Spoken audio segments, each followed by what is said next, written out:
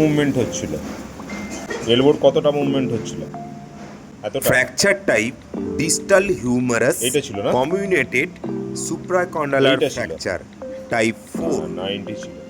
এখন সেটা 3টে সিটিং নেওয়ার পর, একদিন ছাড়া 3টে সিটিং নেওয়ার পর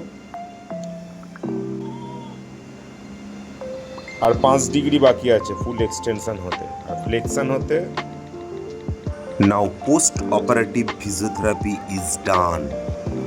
ফ্লেকশনে Opened reduction internal fixation done by Dr. D. Singhorai, MS Ortho।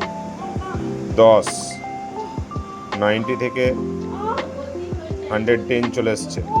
আঙুলটা ঠাকাও শোল্ডারে, ভেরি গুড। দেখ শোল্ডারে ঠেকেছে, আজকে শোল্ডারে ঠেকে গেল, দেখ শোল্ডারে ঠেকে গেল হাতটা।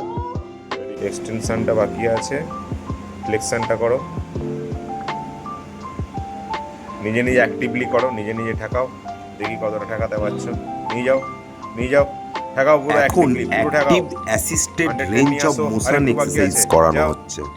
আরেকটু, আরেকটু, আরেকটু, আরেকটু, গুড এফোর্ট, ঠিক আছে।